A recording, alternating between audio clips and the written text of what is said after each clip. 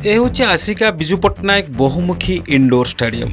गत साधारण निर्वाचन पूर्व निर्माण होइथिला स्टेडियम एबे एहार अवस्था टिके देखंतु।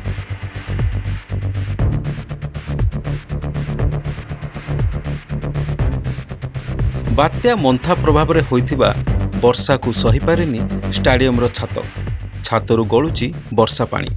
स्पष्ट अनुमेय जे काम केते निम्नमानर होइछि।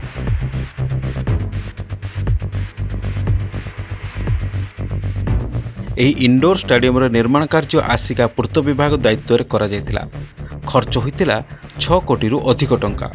ହେଲେ କାମ ଯେ ଅତି ନିମ୍ନମାନର ତାହା ଏ ଦୃଶ୍ୟରୁ ହିଁ ପ୍ରମାଣିତ ହେଉଛି।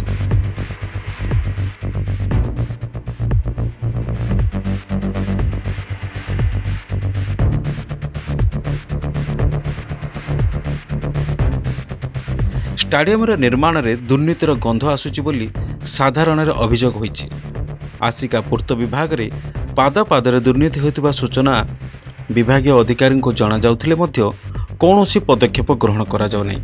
ଷ୍ଟାଡିୟମ ନିର୍ମାଣରେ ଅତି ନିମ୍ନମାନର କାର୍ଯ୍ୟ ହୋଇଥିବା ସମ୍ପର୍କରେ ବିଭିନ୍ନ ସମୟରେ ଦୃଷ୍ଟି ଆକର୍ଷଣ କରାଯାଇଛି, କିନ୍ତୁ ଏ ଦିଗରେ କୌଣସି କାର୍ଯ୍ୟାନୁଷ୍ଠାନ ହୋଇନଥିବା ଜନସାଧାରଣଙ୍କ ମଧ୍ୟରେ ତୀବ୍ର ଅସନ୍ତୋଷ ଦେଖାଦେଇଛି।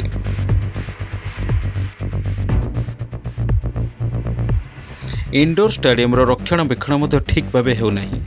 कोटी कोटी टंका खर्चरे निर्मित होइथिबा स्टेडियम एवं नष्ट होबाकू बसिलानी। Bureau report BS news today.